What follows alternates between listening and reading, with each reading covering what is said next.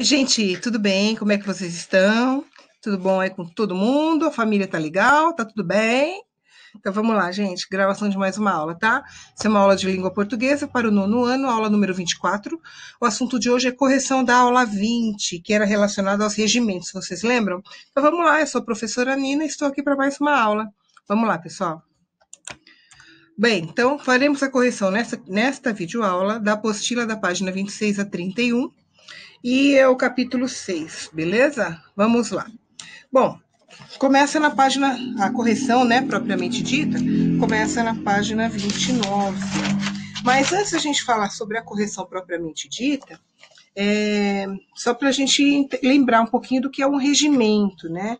Regimento é uma organização de regras, regras sociais, né, onde todos que estão ali convivendo naquele ambiente precisam seguir. O contrário da falta de regras, gente, é a anarquia, que era um sistema político também, né? O que é uma anarquia, na verdade? Anarquia é um sistema de governo onde, aliás, não é um sistema de governo, é onde cada um, dentro da comunidade, sabendo das suas responsabilidades, né? Do que é certo ou que é errado para aquela comunidade, todo mundo sabe o que tem que fazer, faz a hora que quer, sem ninguém precisar mandar, ok? Ou seja, não tem ninguém governando. Isso que é anarquia, falta de governo.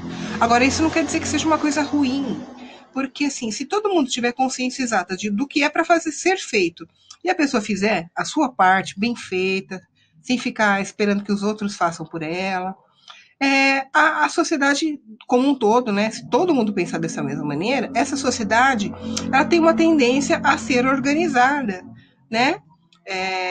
Porque todo mundo sabe as regras, mesmo que essas regras não estejam escritas, elas não sejam declaradas. Mas o que a gente está falando aqui é o contrário disso. Mas voltando um pouquinho, por que a anarquia, normalmente, as pessoas combatem, falam que não dá certo? Porque, gente, todo sistema de governo, ou do desgoverno, como é o caso da anarquia, depende muito do ser humano. Depende muito de quem está ali e vai cumprir aquelas não regras ou aquelas regras, né?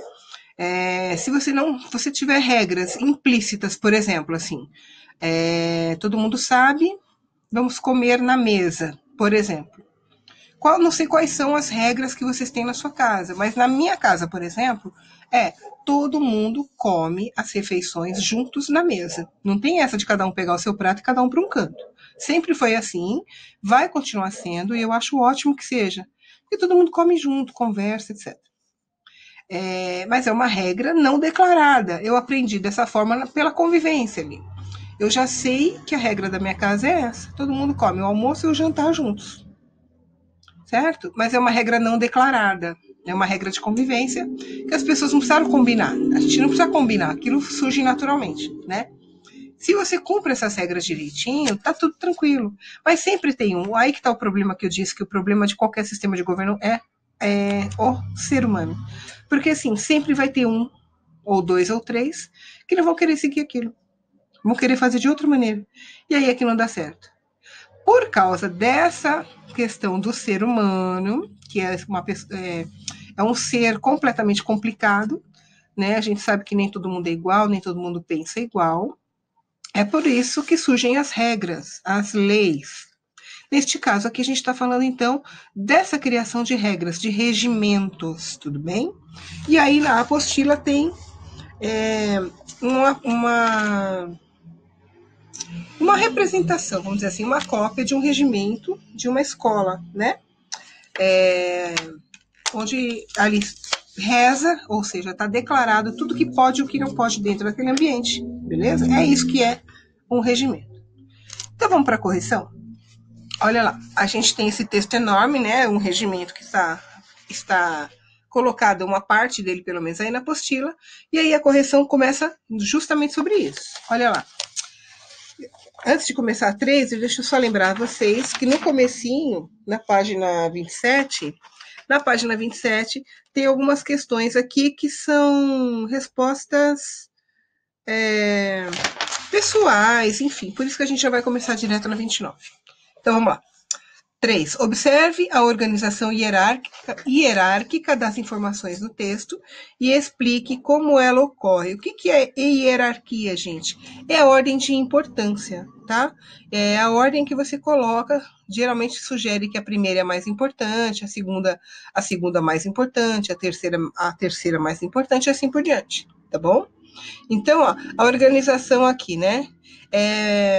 Como é que a gente hierarquiza? Nossa, quase não sai. Hierarquiza essas questões de importância. A gente coloca primeiro, segundo, terceiro e quarto, e assim por diante. E é isso que a resposta do livro está dizendo para a gente, tá? Que este texto aqui, ele é organizado. Como que ele é organizado? Na verdade, a pergunta é essa. Ele é organizado em seções, né? E em artigos, tá? Então vamos pegar, aqui eles pedem um exemplo, né? Mas deixa eu pegar aqui, por exemplo, na página 28, tá assim, seção 2, dos deveres. E aí tá, artigo 3º, constituirão deveres do aluno. E aí depois tem a quantidade, 1, 2, 3, tal, até o 23º. 20º não, né? 18º. Bom, então é assim. Então, esse texto, este particularmente, mas quase todos, está organizado em seções. Cada seção trata de uma coisa, isso aqui dos deveres do aluno, das obrigações do professor, por exemplo, da obrigação da direção, enfim. Nesse regimento vai ter as obrigações e os deveres de todos que convivem dentro daquele ambiente escolar, tá? E aí é o que ele está falando, como é que foi hierarquizado, como é que foi marcado isso? Colocado primeiro as seções, que vão tratar de cada uma das partes dessa comunidade, e dentro de cada seção vai ter então os artigos, né? Tudo que reza em cada um desses setores, tudo bem? Como se eu dividisse a escola em um setor de professores, setor da direção, setor das meninas da limpeza, setor dos alunos, assim, tudo direitinho, e cada uma dessas seções tem regras e deveres, certo? Bom, e aí está falando, explique como ela ocorre, né? Então, vamos falar primeiro do artigo 1º aqui, que é um exemplo que está aqui na resposta do livro. Ó. O artigo 1º contém um único parágrafo. Os demais artigos contêm desdobramentos numerados com algarismos romanos. Isso quer dizer o quê? Quando tem um artigo, uma declaração única, lá um artigo único e acabou. Mas se tem subdivisões, como no caso da página 28 que eu estava dizendo para vocês, tem assim, constituirão deveres do aluno, certo? O aluno tem um dever só? Não, vamos ver segundo este regimento quais são as obrigações do aluno dentro deste ambiente onde este regimento foi criado, tá? Pode ser que numa outra escola ou numa empresa, não sei o quê, as regras sejam diferentes, vai depender do ambiente. Então, por exemplo, aqui tá assim, artigo 3º, a primeira divisão dele.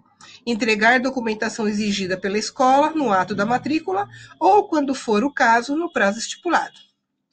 Esse é o 1. Na 2, apresentar a sua carteirinha de identificação ao entrar no estabelecimento ou sempre que lhe for solicitado para toda e qualquer atividade. Deu para entender? Aqui marca direitinho tudo que é dever do aluno dentro da escola para que não haja dúvida.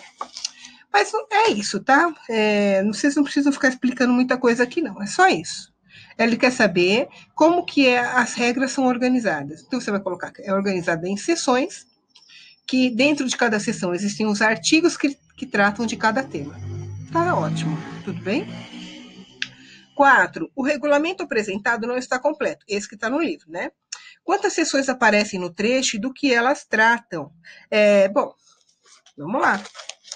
Vamos pegar a apostila. A gente tem a primeira seção dos direitos, que tem vários artigos, né?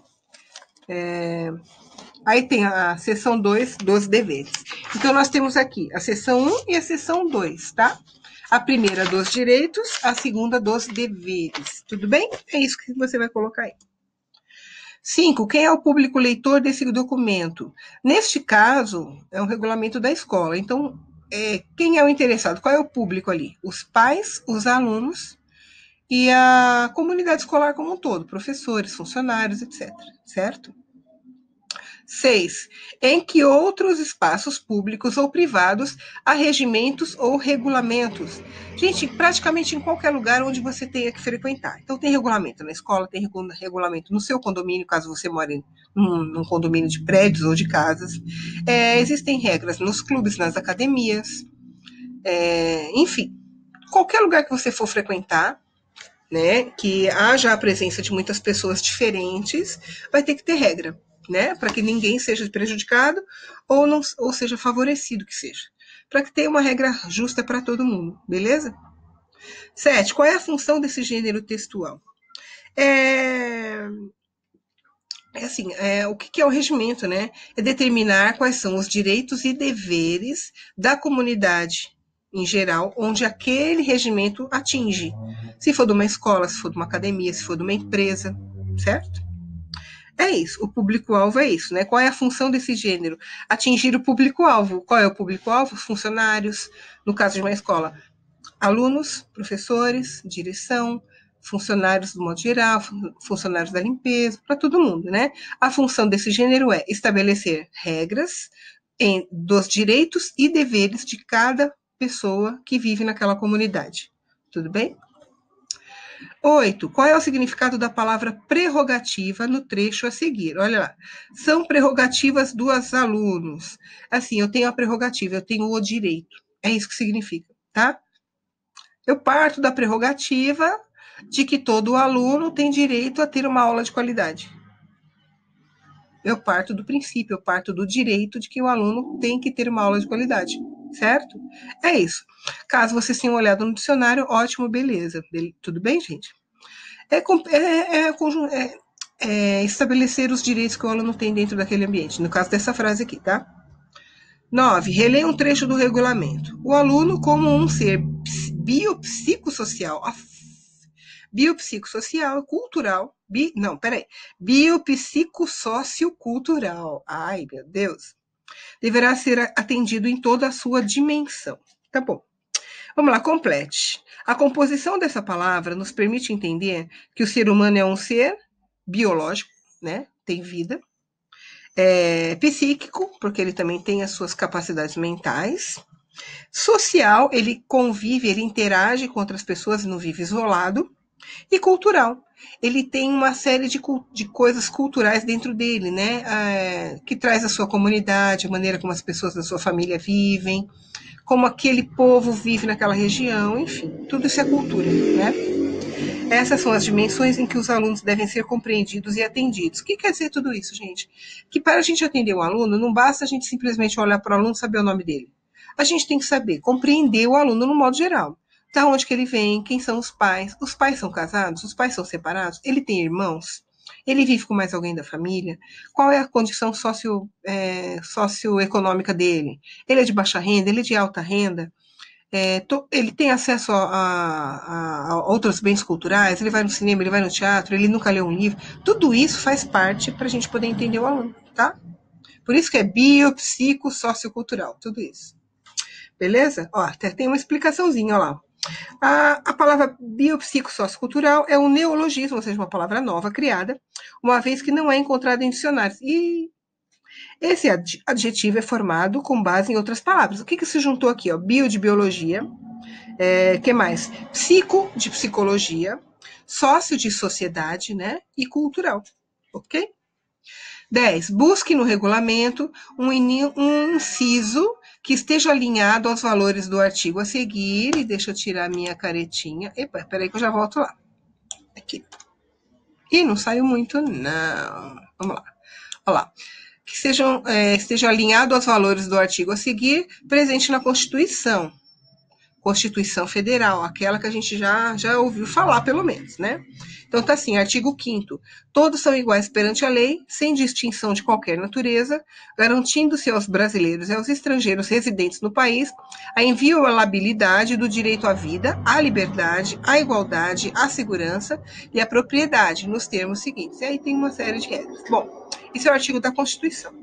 E aí ele está dizendo aqui o seguinte, comparando nesse regulamento que tem no livro, né, com esse pequeno artigo, só um único artigo da Constituição brasileira, ele quer saber o que tem de parecido, né, o que tem de semelhança, o que uma coisa tem a ver com a outra, tá bom? Bom, primeira coisa, respeitar a condição do ser humano como ser humano. Isso fala aqui e fala nas regras dos alunos, né? Dizendo que os alunos têm direito a uma igualdade de atendimento, uma igualdade de tratamento, tá? Sem distinção de qualquer tipo, né? Ou seja, ele não pode sofrer nenhum tipo de discriminação.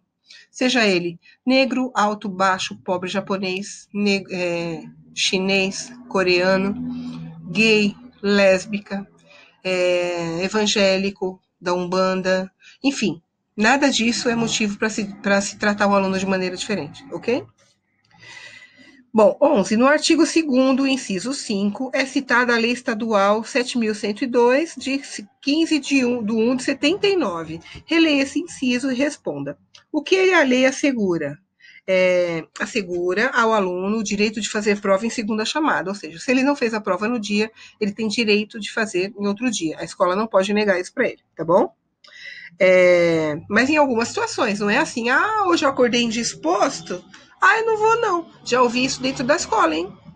Não ouvi assim com essas palavras, mas a gente sabe.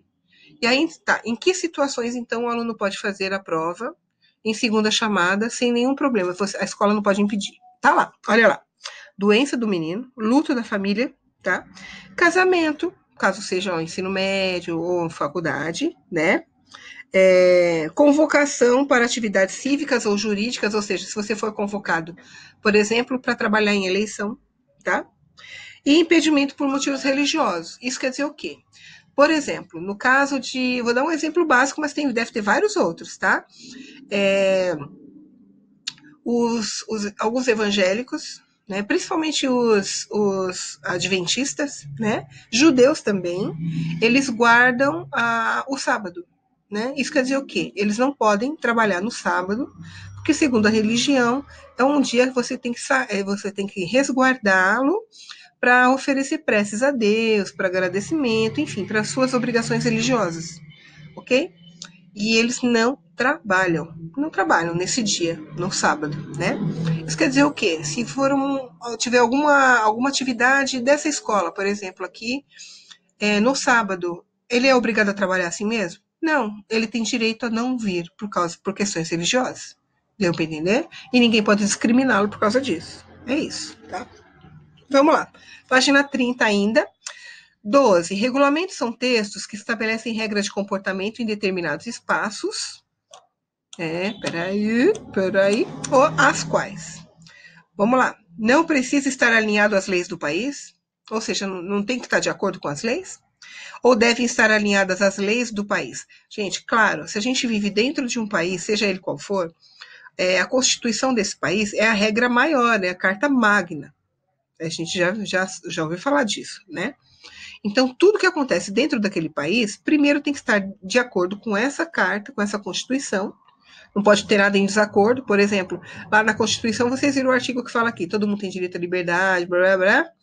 E aí, simplesmente, no meu estabelecimento de escola, por exemplo, já que a gente está falando de escola, eu não deixo o aluno ter liberdade para nada. Ele não pode nem abrir a boca se falar alguma coisa relativo, discordando de alguma coisa, ele é ofendido ou coisas do gênero. Deu para entender? Então, você não pode estar em desacordo com a lei principal, que é a Constituição. Então, a resposta aqui é a B. Vamos lá, 13. Sublinhe com um traço palavras ou expressões que revelam algum tipo de limitação ou condição. E com 2, aqueles que revelam que não há restrição ou condição. Claro, algumas coisas pode, outras coisas não pode. Basicamente é isso. Então, vamos lá. Artigo 2º. São prerrogativas dos alunos. Ser respeitado na sua condição de ser humano, usufruindo de igualdade de atendimento, aqui está tudo certo. Vamos lá. Sem sofrer qualquer tipo de discriminação. Então, é a segunda, tá? Não há restrição ou condição. Segunda, participar das aulas, das avaliações e demais atividades promovidas pela escola, como também solicitar orientação aos professores, teachers advisors, gestores pedagógicos, psicólogo escolar, orientador disciplinar, sempre que julgar necessário, tá vendo? Não tem restrição. Você não vai falar assim, você já consultou o professor esse mês, não pode consultar de novo. Não, aqui é ilimitado. É isso que ele está querendo dizer, beleza? Continuando aqui. Utilizar-se das instalações e dos recursos materiais da escola mediante prévia autorização de quem de direito. Aqui tem uma restrição. Você pode usar desde que você avise antes. É isso que está falando. Então, é um traço só, tá? Tomar conhecimento do sistema de avaliação da escola e dos resultados obtidos em provas, trabalhos, médios e frequentes, tá certo? Você faz as provas, mas você tem direito a saber as respostas e as notas que você tirou. nos prazos estabelecidos, ou seja, também tem uma restrição aqui, não é a hora que você quer, é dentro do prazo estabelecido pela escola. Podendo, sempre que julgar necessário, aqui já é um direito completo, sem restrição, portanto, 2 traços. Solicitar revisão de provas no prazo de 48 horas a partir da divulgação da mesma. Então, tem uma certa restrição. Não é a hora que você quer. Dentro do prazo de 48 horas, a partir da divulgação daquela nota, daquela prova, tá? Requerer e realizar provas de segunda chamada, sempre que venha a perder as provas, exclusivamente, ou seja, tem uma restrição aqui, não é assim só porque você perdeu, acordou tarde e bababá, por motivo de doença. Luto, casamento, convocação para atividades cívicas ou jurídicas, impedimentos por motivos religiosos, certo? Aqui o 6. Requerer transferência por si, quando maior de idade, ou através do pai ou responsável quando menor. Então, tem uma restrição, tá? O aluno pode pedir transferência desde que o pai, quando ele for menor, o pai se responsabilize. Senão, ele não pode. Então, é uma restrição. Bem como documentação escolar, mediante o pagamento dos encargos devidos ao estabelecimento. Isso quer dizer o quê? Ninguém pode ficar estudando de graça, certo? Se você está matriculado num estabelecimento que é pago, uma das obrigações, que é uma obrigação contratada, é você fazer o pagamento da mensalidade. É isso, tá? Você pode ter todos esses direitos aqui, total, pedir até transferência, desde que você esteja com as mensalidades e as suas obrigações na escola em dia. Não pode ter atrasos. Beleza, pessoal? Vamos lá. Página 31, exercício 14. Com relação ao artigo 3º, transcreva trechos que atendam às seguintes atitudes esperadas dos alunos. Então, você tem que copiar lá. Ética em relação às obrigações. É o inciso, o artigo 7º. Ser honesto na apresentação das tarefas, ou seja, não ficar copiando, né? Na realização das avaliações e nas atitudes do dia a dia, tá? Copiado de lá. O aluno tem que seguir isso em relação às obrigações dele. Ética. Participação em eventos escolares, tá? É o 13º, na verdade. Assim, comparecer a solenidades, festas cívicas e outros eventos promovidos pelo estabelecimento. Então, ele tem o dever de participar dessas atividades dentro da escola, tá bom?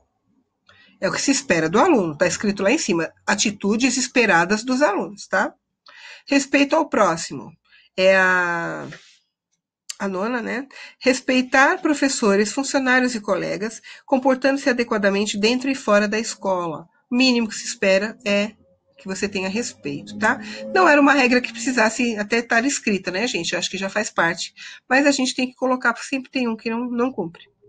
Respeito aos bens da escola. É o 10º. Zelar pela limpeza e conservação do patrimônio do estabelecimento. Ou seja, você não pode sair chutando, pondo o pé na parede, sujando tudo, quebrando extintor de incêndio, quebrando lixeira, as carteiras, tá? É respeitar os bens que a escola tem, porque é para o uso do aluno. Respeito à pátria, respeitar os símbolos nacionais. Ou seja, cantar o hino nacional, né? Tem escola que faz hasteia a bandeira, sabe? Coloca a bandeira lá e tal. Eu tinha uma, quando eu era criança, um dia que era de hasteamento da bandeira. Então, todo mundo se perfilava, ficava em frente ao mastro, a bandeira subia, era mó legal, assim, né? Mas era respeito à pátria, tá? Tá ensinando você a ter respeito pelo lugar onde você vive. Vamos lá, então. 15. Releia o trecho a seguir e faça o que se pede. 6º, estudar, fazer as tarefas, portar todo o material escolar solicitado e guardar os livros didáticos até o final do ano letivo. Com relação ao conteúdo apresentado, assinale a alternativa correspondente ao que você avalia de sua postura como aluno. O que você faz, gente? Você está sempre, eu sei, muita gente aí que está sempre com o material, está sempre em ordem, tudo bonitinho, guarda o livro, né, até o final do ano, tem gente que guarda até depois. Enfim, aí você vai ver, você faz isso totalmente ou você faz parcialmente? De vez em quando você dá umas bolas fora, vamos dizer assim. E é uma resposta pessoal, tá? E aí você tem que justificar essa questão. Por que você, se você cumpre, por que você cumpre? E se você não cumpre ou cumpre em parte, por quê? É isso que está pedindo aí, beleza? 16. A respeito da linguagem desse regulamento, assinale as alternativas corretas. Trata-se de linguagem conotativa, pois possibilita diferentes interpretações do regulamento. Gente, regulamento tem que ter uma linguagem clara. Ela não é conotativa, ela é denotativa, tá? Tem que ser clara para todo mundo entender de primeira. Trata-se de linguagem denotativa, pois um regulamento não deve suscitar diferentes interpretações. Então, você pode assinalar essa daí, tá? Há predomínio da linguagem informal, a fim de que os alunos compreendam melhor o regulamento. Tá cheio de gíria? Não, né, gente? Aí aqui, a linguagem empregada é a formal, já que se trata de um documento oficial da escola, certo? Tranquilo, dentro da norma padrão da língua, aquela que a gente aprende e tal. Aqui vocês viram que nessa correção, o livro só colocou a alternativa D como certa, com um xizinho. Mas a B também está correta, tá bom? 31, 17. Volte ao texto e observe as formas verbais que iniciam cada inciso, forma verbal. Essas formas verbais estão no infinitivo, gente. O que é infinitivo? Quando os verbos estão com as terminações com R, tá? Amar, falar, escrever, desenhar, etc. B. Converse com os colegas e professores e juntos elaborem uma justificativa para o uso dessa forma verbal. Que quer dizer o quê, gente? Por quê, né? São ações que devem ser praticadas, né? É isso que estabelece um regulamento, né? E aí, vocês lembram da questão do verbo imperativo? Que é aquele que dita regras para você, que explica o que você tem que fazer, dá ordem. Então, nesse caso, os infinitivos funcionam como se eles estivessem no modo imperativo do verbo. É por isso que a gente usa sempre, a gente parece que eu faço, né? Algum regulamento, até parece. Mas é por isso que, dentro dos regulamentos, os verbos estão sempre no infinitivo, tá? É isso. É isso, meu povo. Se vocês tiverem alguma dúvida com relação a isso, por favor, entre em contato comigo. Caso contrário, não entrem em contato comigo. Não, tô brincando. E eu espero que vocês façam as atividades e mandem para mim antes da correção, tá? Antes de eu postar esse vídeo da correção. Tô de olho, viu, pessoal? Beijo, até mais. Tchau, tchau.